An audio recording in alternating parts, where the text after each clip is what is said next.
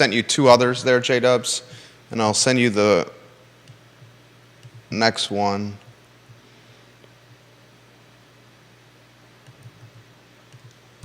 The breaking news is Marie Bett opening a 3rd location.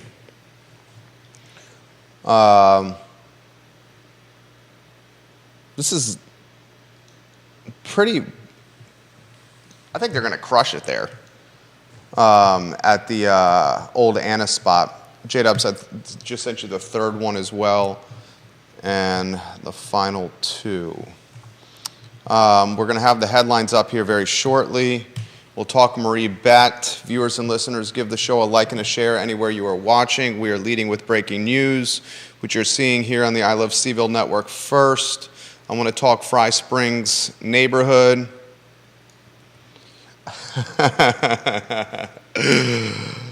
Oh man, I'm getting a funny text. We are going to give you props today on the show.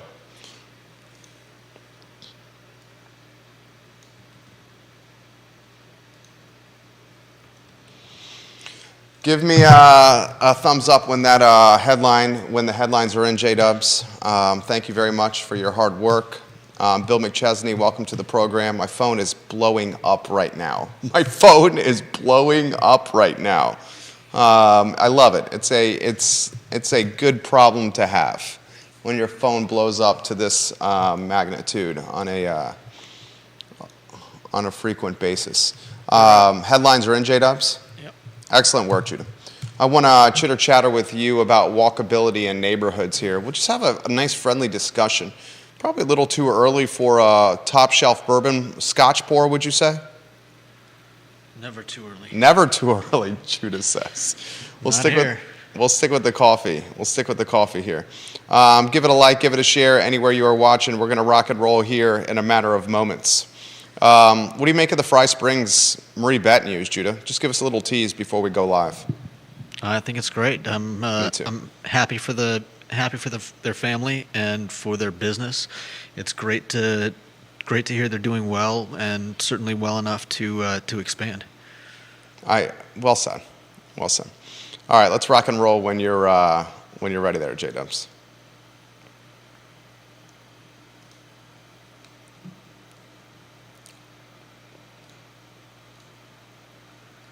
Quiet on the set.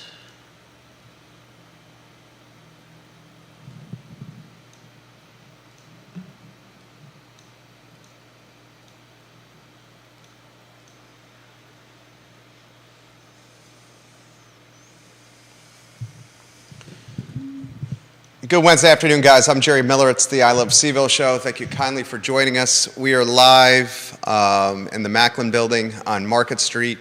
We are steps away from City Hall, steps away from the police station, steps away from the downtown mall, from the hedge funds, the family offices, from the heartbeat of Charlottesville, breweries, courthouses, parks, encampments, you name it, it's right around the corner. We're live on all social channels. It's an absolute pleasure to connect with you through a network that we have cobbled together through hard work and sweat equity over the years, a network we are proud to call our own, where the chitter-chatter of Charlottesville, Virginia originates, percolates, and circulates. I like that, Judah. Judah Wickhauer is our director and our producer. He has become a key component of the show. In fact, I was at Curtis and Julian's wedding on Saturday, having a conversation with Curtis about the show. Curtis routinely has an alarm set for 12:30 when the program starts. As if you watch this program, you know I'm a huge fan of Curtis Shaver. And he said that he's been very impressed with your efforts on the program, that you've blossomed, that you are a key component, and that your perspective is valued, warranted, and look forward to. Pretty much his exact words right there. That's very kind of you, Curtis. Yeah, exactly. I appreciate it. Sincerely mean everything I just said in relay capacity from an inner circle friend and Dirty Curtis Shaver, the recently married man. So we got Marie Bett opening a third location on Maury Avenue, and the mayor of Fry Springs Shopping Center, Terry Hinderman.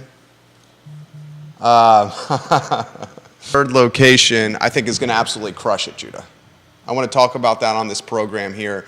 The Fry Springs neighborhood and that side of town is craving and coveting a breakfast option. So we'll talk about that on today's show. I want to talk about which neighborhoods have the best walkability. I would say adding a brand in a restaurant of Fry Springs, of Marie Betts magnitude, undoubtedly drives home values to Fry Springs. You think that's safe to say, Judah? Yeah, definitely. Right? That's safe to say with confidence and conviction, don't you think? Sure. Okay. John Blair, welcome to the program. Viewers and listeners, let us know your thoughts on this breaking news. We'll talk Fry Springs Station closing. Interesting tie there. Terry Hinderman owns the Maury Avenue Shopping Center. He also owns Fry Springs Station. Not the restaurant, but the real estate the restaurant is housed in. PK Kameth, friend of the program, a fantastic deal maker himself, PK, a commercial broker of talented proportions, PK, and one of the co-owners of Fry Springs Station, announced yesterday in what I found to be somewhat surprising fashion that the restaurant, which had a successful run, 14 years, anytime a restaurant has a run of 14 years, you champion it as a success. I mean, the shelf life for restaurants, we see it around here, is 3 years or less. In fact, 80% plus of small businesses fail within their first 3 years. The restaurant industry is the most saturated niche or silo of business in Charlottesville and Albemarle County. We all know this. Realtors second, although the word on the street is saying the collection of realtors in this area are very quickly deteriorating. The herd is getting culled, if you may. We saw some of the herd get culled during the pandemic when it came to restaurants. And perhaps this closure of Fry Springs Station after 14 years, a byproduct of COVID and so much of how the world has changed. I mean, you look at the restaurant industry, labor shortage, cost of goods have skyrocketed. The cost of labor has skyrocketed, and finding labor is difficult. The consumer wants almost a different experience. Much of today's restaurant consumer wants a to-go scenario where they're eating at home without strangers around them while streaming their favorite content like the I Love CVille show on their tablets, their phones, or their big screens in the privacy of their humble abodes. So we'll talk about that on today's program. I want to talk about the future of the Fry Springs neighborhood. I think this neighborhood has got an incredibly bright future. We'll explain why. I'm going to talk on today's show what neighborhoods in the area have the best walkability, and that walkability is not just bicycle, it's not just sidewalks or the ability to hop on a bicycle or a scooter in a safe bike lane. It's also the amenities around the neighborhood. We'll talk about that on today's show. I want to chitter-chatter some UVA basketball in the program. Virginia gets a victory last night against a North Carolina A&T team that is, not very good. We'll put it like that. They were 30.5-point favorites, over 30-point favorites, according to the odds makers. They did not cover last night, but they didn't cover because Tony Bennett was able to empty the bench and play a lot of different combinations of players. He didn't rock with the starters and his heavy hitters for very deep into the second half, and that allowed UVA's opponent to outscore the Hoos by a point in the second half. We'll talk about that on today's program.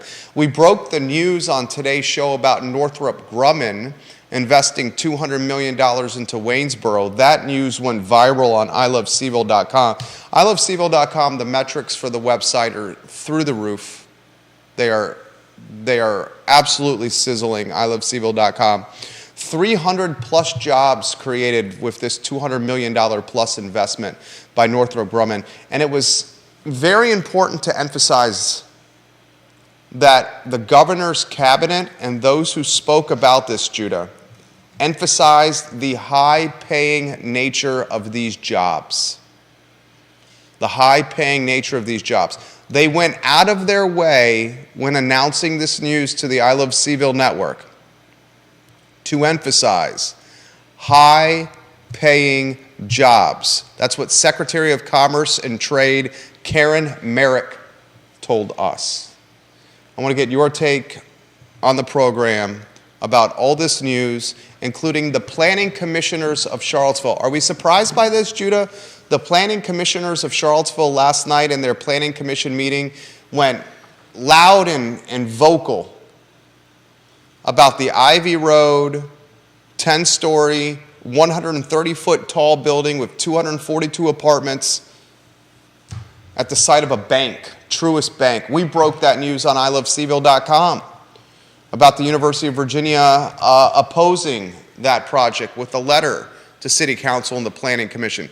I don't think you're surprised by it. I think by now we know the Planning Commission.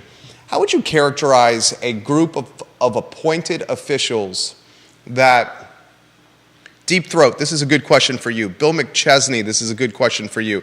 Georgia Gilmer, Chad Wood, Kate Schartz, the Queen of Ivy. Love when Kate Schartz watches the program. Bob Yarborough, Aaron King, one of Western Albemarle's finest graduates. I got every media outlet in town watching us right here on the I Love CVille network. Literally, I'm watching them watch us, Judah. The news we talk about turns into news into legacy media. How would you characterize the planning commissioners? So vigorous and active and vocal and momentum driving with their support of dense, tall, large housing. And how about the Charlottesville Area Association of Realtors? Charlottesville Area Association of Realtors is now pushing upzoning through a website. This was sent to me by Deep Throat. Deep Throat, this is something I would have talked about on yesterday's show if it was not for the Northrop Grumman breaking news here. The website is CVille Housing for All, CVilleHousingForAll.com, CVilleHousingForAll.com. And if you scroll to the bottom of CVilleHousingForAll.com, you see authorized by and paid for by the Charlottesville Area Association of Realtors. And CVilleHousingForAll.com, I'll read some of the commentary from it. Charlottesville housing should be more attainable. Tell City Council to strengthen our community by supporting the CVille Plans Together zoning proposal. Charlottesville housing affordability depends on smart zoning decisions. Today, housing in Charlottesville isn't working for far too many in our community. Zoning laws determine how real property can and cannot be used in certain geographic areas. New zoning options outlined in the CVille Plans Together zoning can make our city housing more attainable. This website is pushing upzoning. It's very much akin to the message that Livable CVille is pushing, an activist group that's essentially a lobbying arm of volunteers that are pushing dense housing, bicycle and pedestrian safety. I'm all for bicycle and pedestrian safety. I'm not as a vigorous supporter of upzoning because my fear is the infrastructure is not there to support it. I also think upzoning is going to create speculation, which is not going to create housing affordability. In fact, I think it's going to backfire. I think it's going to create expensive housing because folks are going to speculate and get opportunistic with what they buy, and then they're going to expect return on investment with their purchase. So a lot to unpack and uncover on today's show. How would you characterize the Planning Commission? I've got to imagine they are thinking the same thing that City Council must, and that's that we need housing and somebody's got to do something. We can't keep pushing this off in terms of buying land to prevent building on Ravenna. And they're pushing rezoning. Why would they not do everything they can to push this forward? Commissioners chomping at the bit for Ivy Road to become a reality. Michael Payne, city councilor, straight up said, look, if the RMD, the company out of Winston-Salem, RMD, if they don't have an opportunity to build a 130-foot, 10-story, 242 apartment building on a little over an acre on Ivy Road, then this potentially could go to UVA, and then the property gets purchased by the university, removed from the tax rolls, and essentially is the university playing Monopoly, collecting real estate along a very short stretch of land to further their vision of the Academic Village 2.0, a vision that's clearly connecting the grounds proper to the boar's head. We talk about that on this program quite often. A lot I want to unpack today. Let's go to Fry Springs and the Marie Bett news we just broke. Third location, their first location at Rose Hill. Rose Hill, more of a sit-down restaurant. That place is always packed. Yeah. They do a damn good job. I mean, the pastries are delectable, downright delicious. The breakfast offering is quick, fair prices, quick turnaround. The coffee is highly addictive. They have Petite Marie Bett on Water Street. Yeah. About a 2-minute walk from this studio. That's a little bit a different cafe than Rose Hill. Petite Marie Bett, more grab and go. Order at a counter, get it. There's tables to sit around, but it's more for the downtown consumer, and the downtown consumer is one that's either on a quick break or has to get to work or does not mind drinking their coffee or enjoying their pastry at their desk. It's a takeout focused cafe. The Fry Springs location in the Maury Avenue Shopping Center, will break some news for you. You can find this on iloveseville.com. It's going to be in the Anna's Pizza location. It's not going to be in the entire space. That space is massive. The Anna's Pizza space is massive. It's going to be in a scaled down, smaller footprint. I think the location is phenomenal. That Maury Avenue Shopping Center was a fantastic purchase. It's got tremendous upside. I think the Fry Springs neighborhood was chomping at the bit for a breakfast offering, something for breakfast coffee. You have Atlas Coffee there, but Atlas is pretty much just coffee. They do have some pastries, a couple of donuts, something that you can hold in your hand, but that's a coffee focus. Do I think Marie Bett 3.0 is going to take customers away from Atlas? Absolutely.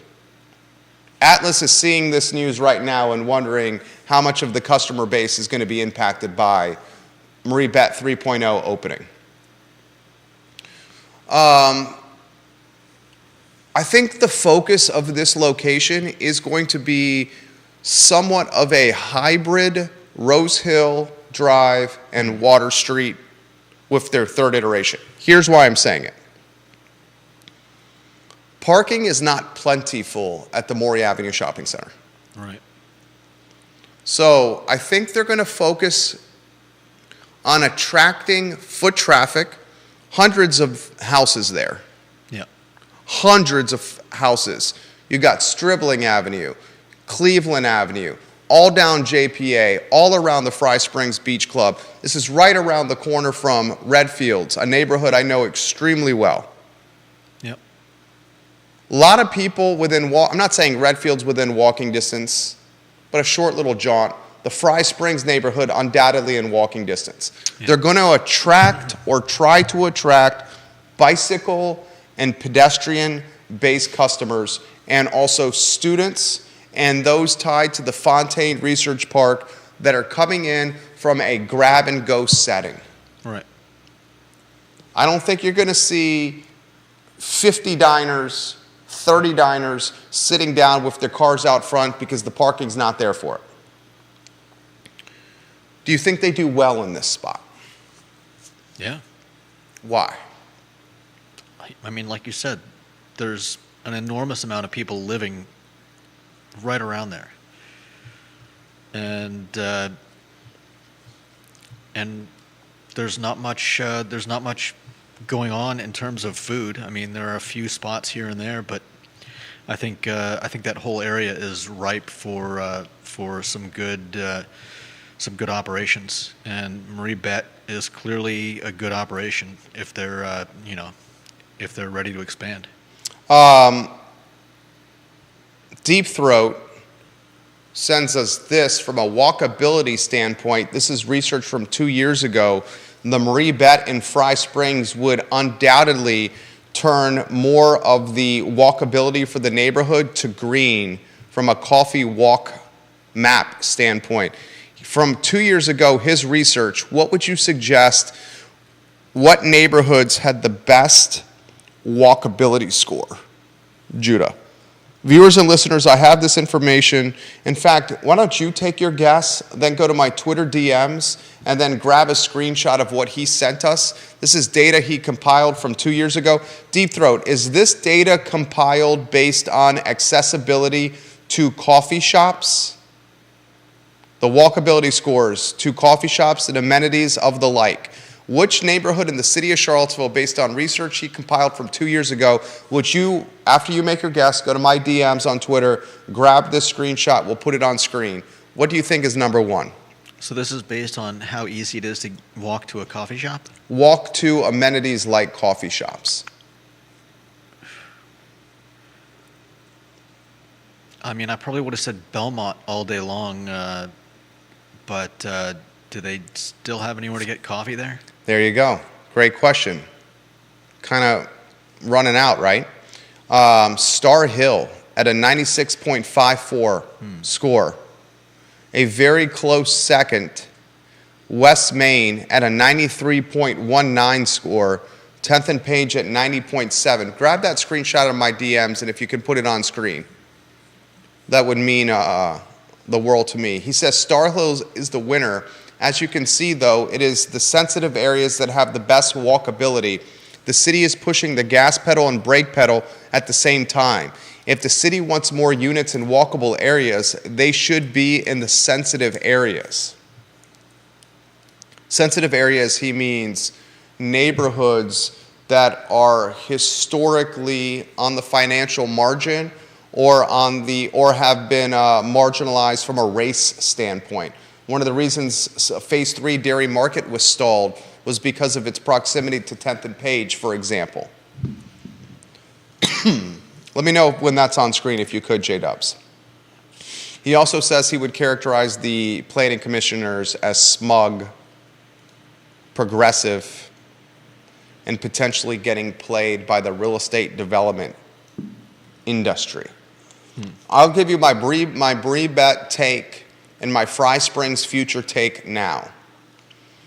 This is going to crush it. This is a fantastic decision by the Marie Bet team.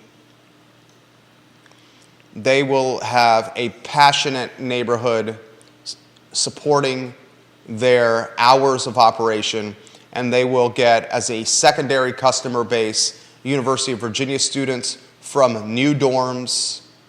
There's a lot of dormitories of the new dorm variety, that's what they're called, right there.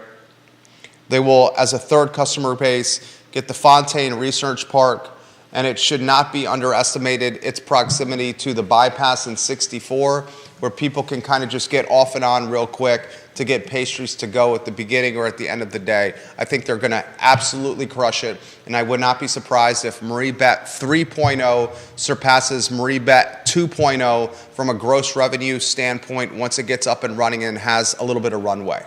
I think 1.0 is cemented as the top revenue generator, as the OG, and as the headquarters. I think other items I want to be watching is the trickle-over effect.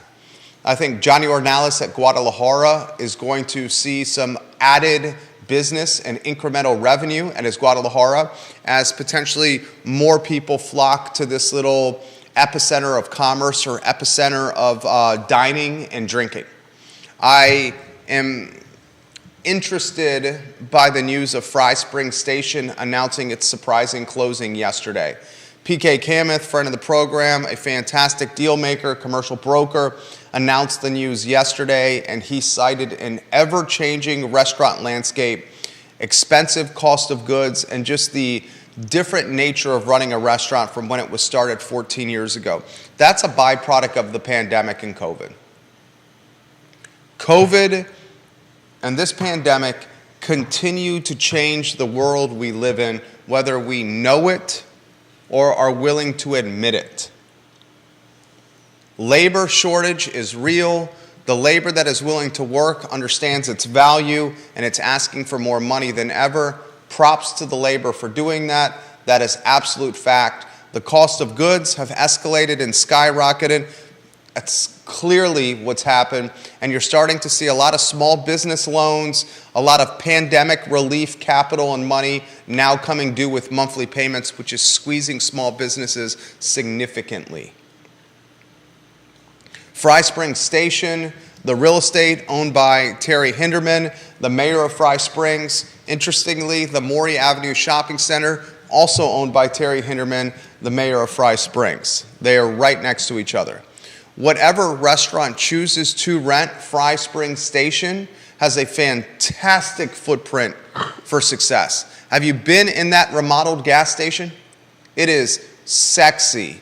It has al fresco dining. It has outside seating. It has a sweet bar with garage doors that open, allowing you to sit outside while looking inside. Has TVs everywhere. Has a fair amount of seating. Has an open kitchen. Has the je ne sais quoi of being a remodeled fuel station, gas station.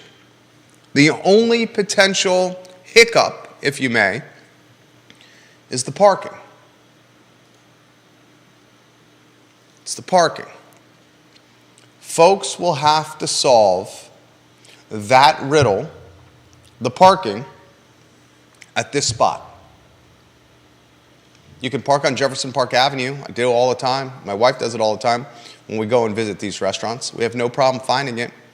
But still, it's a stigma and a myth that people have a hard time hurdling or clearing or saying, I can do this. It's so weird, the parking conundrum around here. I had this conversation with tenants of ours. Look, I'll cut to the chase. You want to hear a life hack? And I got chastised by Dave Norris when he was on this program some years ago. Downtown. I've worked downtown for how long we worked downtown, Judah? 10 years. I've worked downtown before. Excuse me, I even launched this show, or even launched our businesses, 16 years ago in May. I was working for NBC 29 downtown. Worked for NBC 29 for 8 years, I believe. I can legitimately say I've been working downtown for almost 20 years. In that 20 years of working downtown, I have never once paid for a monthly parking garage pass. Mm-hmm. Now, I get 8 to 10 parking tickets a year.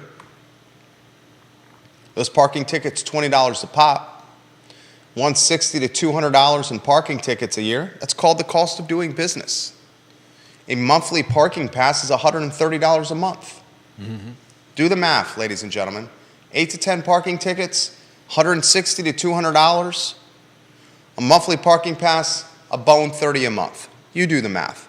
The myth of difficulty with parking in this town is just that, a myth. It's folklore.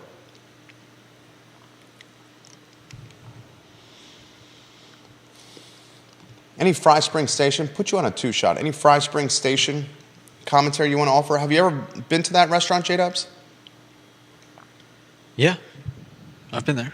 Yeah, it's a great place, great pizza. I mean, you can't beat that patio. Oh, it's beautiful, especially on game day. Yeah. You got the walk scores from Deep Throat? Yep. You put them on screen for us? Mm-hmm. These are walk scores that Deep Throat calculated for every residential neighborhood in the city. Research from 2 years ago. He calls it a coffee walk map. What surprises you? They're on screen now. Everybody look at the screen. Look at the screen. Look at the screen. The higher the score, the better coffee walk map. Did it surprise you that Star Hill was the winner? Not really, right? Because that's Not right on really. West Main Street. Yeah. It's just a hop, skip, and a jump. From a lot on West Main. No doubt. 10th and Page in the third slot. Does that surprise you? No, not really. That straddles the line between... Dairy Market, Shenandoah Joe's. Yeah. And all the stuff on Main Street as well. I mean, they're not that far. It's not an outrageous walk, to hit Main Street from 10th and Page. The lowest number on this walk score, Locust Grove neighborhood. Fry Springs, pretty low on there as well, at 29 and change. But this was pre-Marie Bet. Johnson Village is the lowest. Oh, thank you for correcting me. He's exactly right. Johnson Village, deep on Cherry Avenue, the lowest. The closest walkability for coffee they have was probably Corner with a K restaurant. Yeah. Outside of that, zilch, zero, nada walkability for a neighborhood in the city of Charlottesville. Barracks Road and has fantastic walkability. No doubt. Look at how Fry Springs, if Deep Throat's, these are 2 years ago, data he's compiled from 2 years ago based on a coffee walk map. Fry Springs, he says, will go green with the opening of Marie Bet. You make a legitimate argument that the Marie Bet, I'll make this parallel. Ready for this, viewers and listeners? Mas Tapas drove value for Belmont homes like no other restaurant in the city of Charlottesville. Oh, yeah. When Mas Tapas opened in downtown Belmont, it made downtown Belmont sexy, appealing, and all the homes close to Mas Tapas benefited from an appreciation standpoint. You saw the same thing with Beer Run. Mm-hmm. Would you characterize Beer Run as Woolen Mills or Hogwaller? Bill McChesney, you're watching the program. Beer Run, Woolen Mills or Hogwaller? Deep Throat, Woolen Mills or Hogwaller for Beer Run? John Blair, Woolen Mills or Hogwaller for Beer Run? You looking that up? I'm not really 100% sure about the Hogwaller area. I'm trying to figure out what exactly... John Blair says, don't forget that the Biotech Institute with the Paul Manning $100 million donation is going to be right there in the Fontaine Research Park. And the Biotech Institute is going to have 2,000 to 3,000 incremental people working there that are a hop, skip, and a jump from Marie Bet 3.0. Damn good comment for John Blair. He says this is a home run for Marie Bet, undoubtedly. Oh, yeah. McChesney, this is right up your alley. He says Beer Run is the brink of Belmont.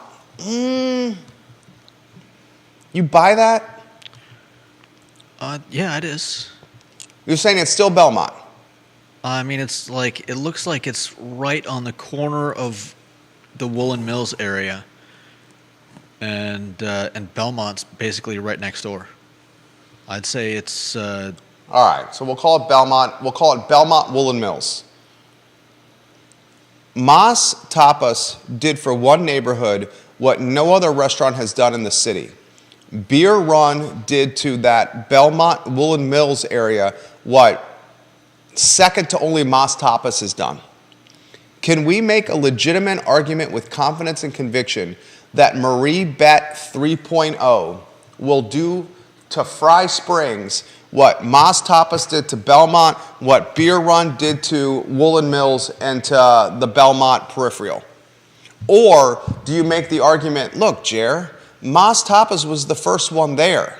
In Fry Springs Station, they already got Johnny Ornelas Guadalajara. They already got Atlas. They had Fry Springs Station for 14 years. It's not like they're creating the market like Beer Run did or like Mas Tapas did. I think it'll help, but I think it would be hard to overshadow the chicken place, right? Wayside Fried Chicken. Yeah, Wayside Fried Chicken. I mean, that's practically. I mean, that's an institution, right? I'd say that's an institution. Yeah.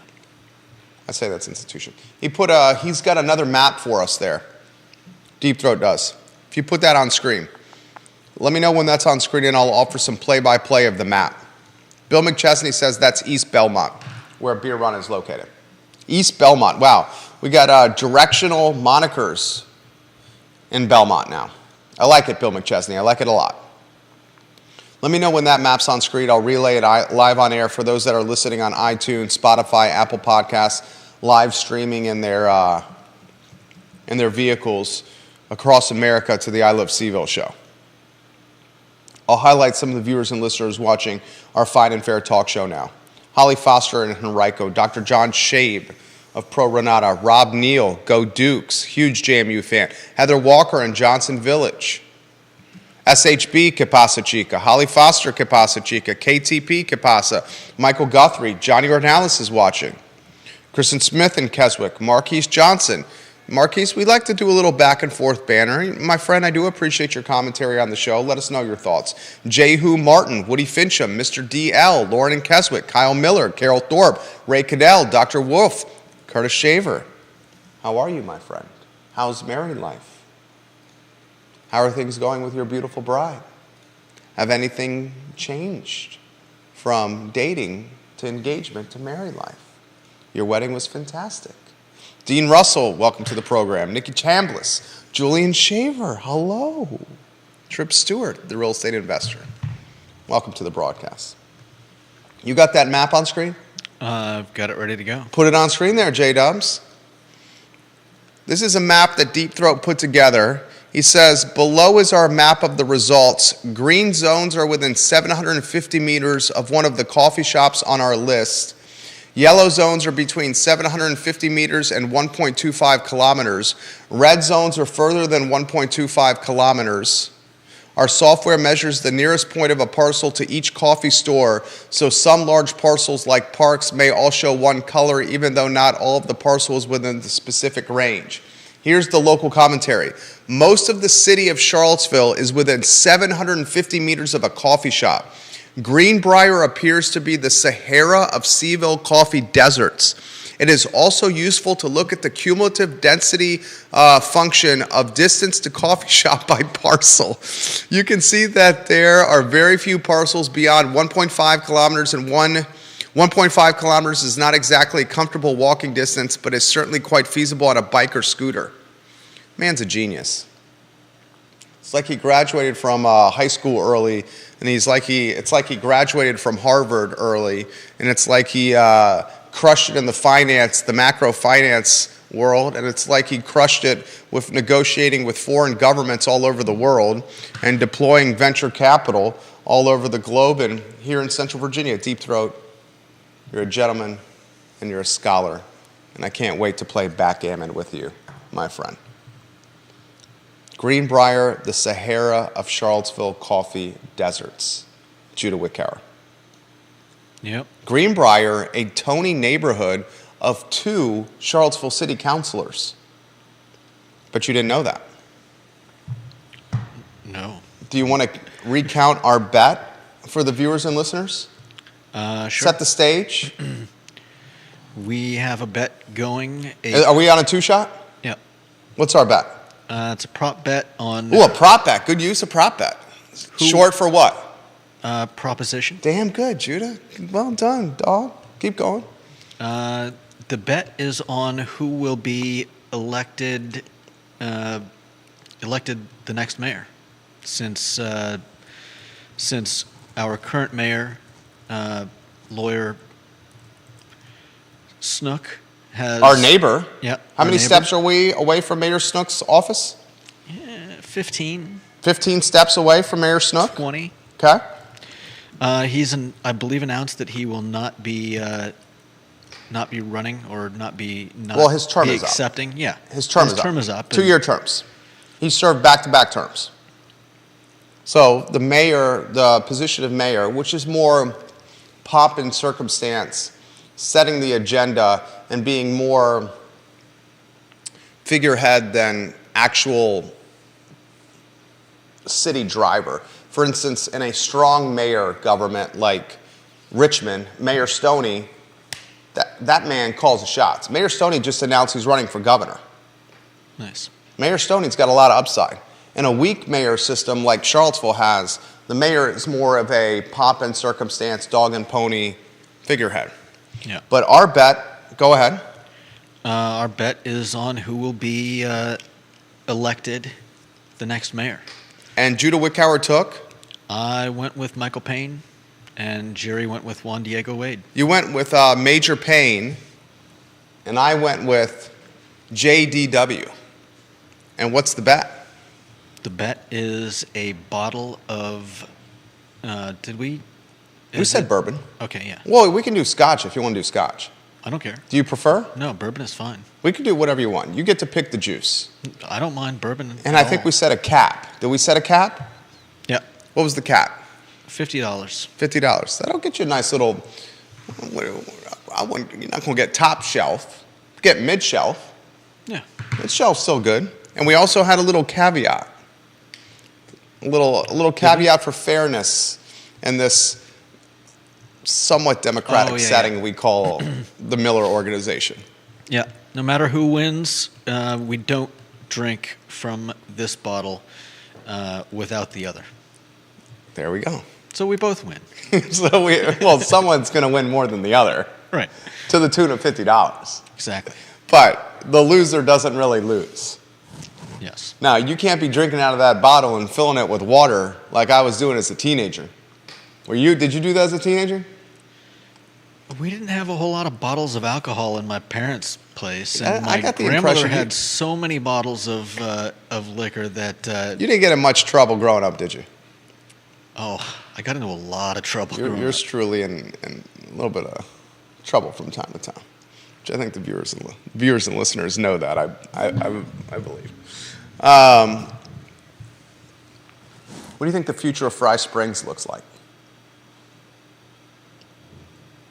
I think it looks good. I mean, they've got a new coffee shop. I think it's also, everything near the school is going to continue to do well. Got a new school opening there, biotech. Yeah. Straight up said 2,000 to 3,000 new people working there, all with high dollar jobs. Right.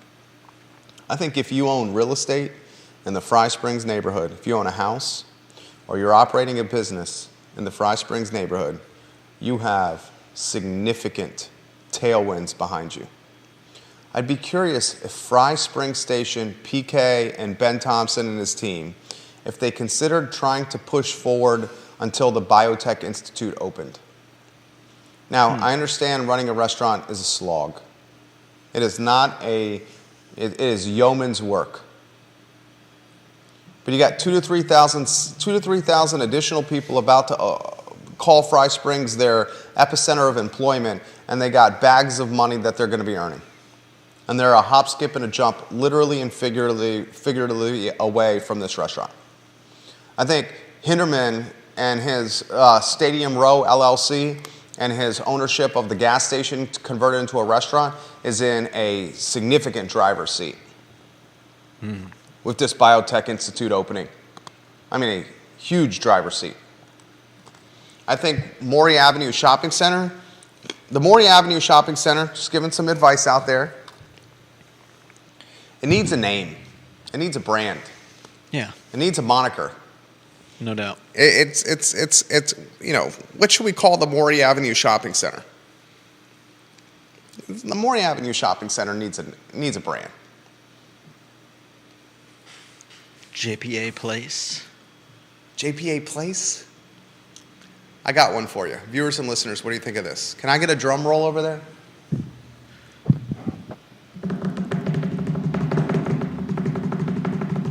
That's excellent. That's very good. I don't know. How about the shops at Fry Springs? It's not bad. The shops at Fry Springs for that shopping center. You rebrand it, you get some aesthetic, get some signage, a little more curb appeal. Marie Bett will be your ringleader tenant that creates trickle over foot traffic, and bing, bam, boom, the shops at Fry Springs. And when that shopping center becomes even more sexified and beautified, the homeowners win. Like the homeowners won with Mas Tapas and Belmont, and with Beer Run and East Belmont and Woolen Mills. Yeah. The shops at Fry Springs. I like it. That's pro bono. That's pro bono for the mayor, right there. It's pro bono. Couple other. I got a 1:30 with it. Deal maker. So I got to be off here at the 125 marker to get ready for the 1:30 call with the deal maker. Anything you want to add when it comes to planning commissioners pushing the 10-story, 130-foot tall, 242 apartments on Ivy Road at the site of the Truist Bank, or Northrop Grumman pushing 200 mil into Waynesboro? What do we call Waynesboro? Waynesborians? What was the proper terminology? What was the best moniker that we said? Did we figure out a best? You liked one best. I don't know if I liked it the best. I thought it was the most entertaining. That was Wayne's Bourgeois. Was it? Wayne's Bourgeois. Wayne's Bourgeois. I think bourgeois is where you get your one of your favorite words, bougie. Oh? I could be wrong. You're saying bougie is one of my favorite words? I've heard you use it a lot. I also use assimilate a lot. Percolate a lot. Oh, yeah. I don't think there's a U in there, though. I try to throw wrenches in these words to get you to respond. John Blair on LinkedIn. This is a fascinating question about Fry Springs for you, Jerry and Judah.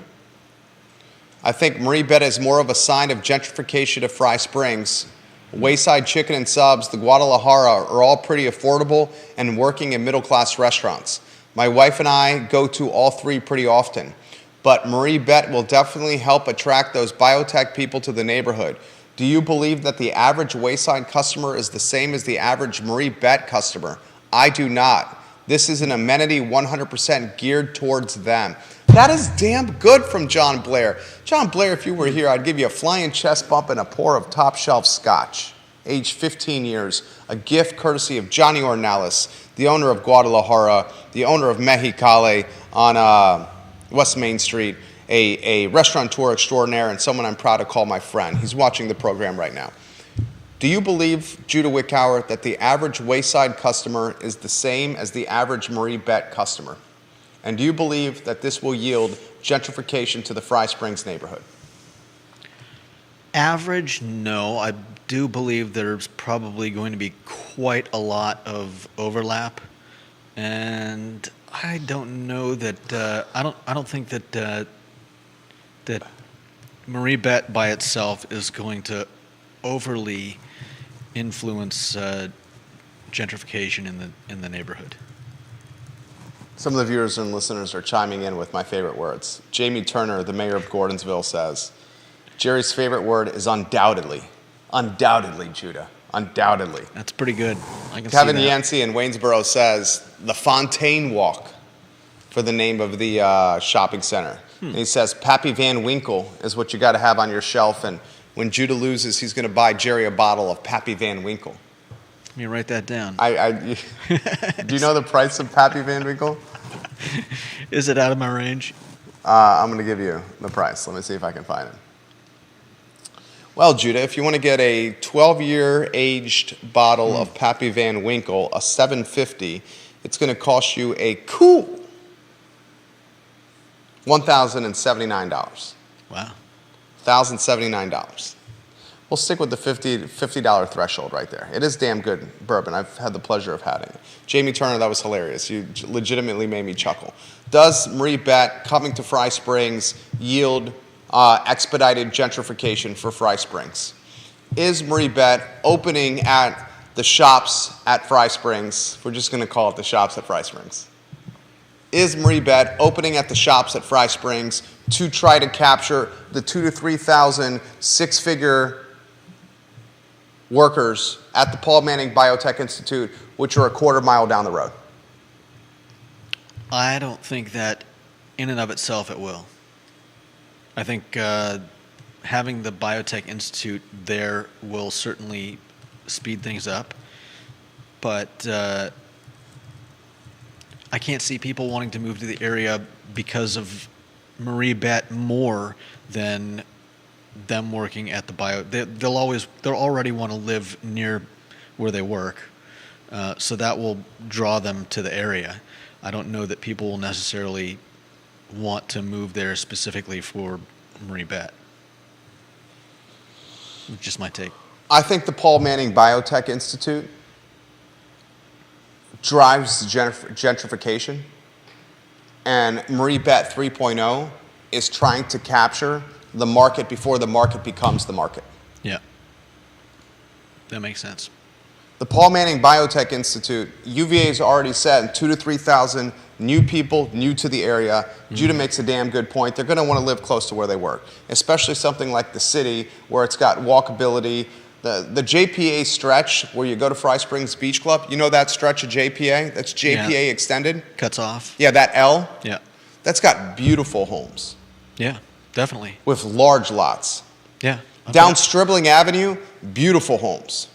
A lot of people don't even know the neighborhood Huntley down Stribling Avenue. Beautiful homes. Those side streets off JPA extended, beautiful homes. No doubt. Those homes will appreciate in value and their tax base will uptick. I got to be off this show in 120 seconds. Vanessa Parkhill says, forget the price on Pappy. First, you need to find a bottle that someone is willing to sell to you guys. Any of the viewers and listeners that want to bring us some Pappy, we won't say no. Right? We won't say no. Yancey says, that's sipping liquor. Yeah, definitely. Bill McChesney says, after doing more research, I'm going to call Beer Run the Martha Jefferson neighborhood. So the Martha Jefferson neighborhood, the old hospital, that would be Locust and High. The LLC that purchased the CFA Institute, a shell company, High Low LLC, which was a play on Locust and High Street. No, it was Low High LLC. Or was it High Low? I think it was High Low. In fact, I got the GIS open right now. Let me just go to the trusted GIS here.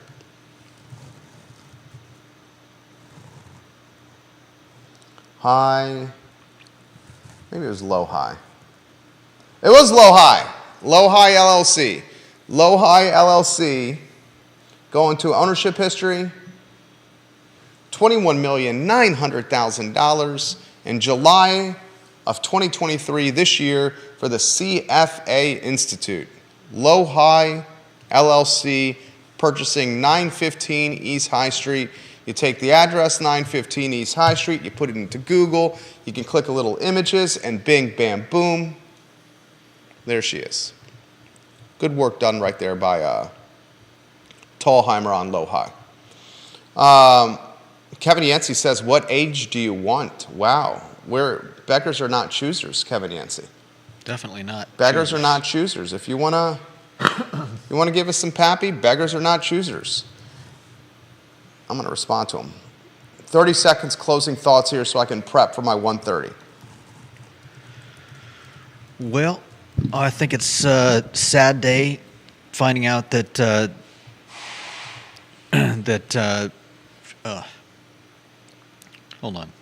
that Fry Springs Station is closing, but definitely excited and proud of the owners of Marie Bett for really killing it and obviously being in a position where they can expand their business. I think that's phenomenal, and wish them continued success. And hopefully, they'll make the shops at Fry Spring really pop.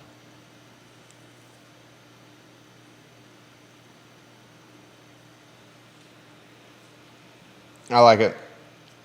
I like it. I'm excited for the Fry Springs corridor. I'm excited for the neighbors and the neighborhood. I'm excited for the upside and the potential. I'm excited for the community. I think that this is an interesting time to be an entrepreneur and a business owner. No doubt. Entrepreneur and a business owner right now is working in ever-changing times. That's the I Love Seville show on a Wednesday. Tomorrow's show, more news for you. Get ready and giddy up. Thank you kindly for joining us. For Judah Wickower, I'm Jerry Miller.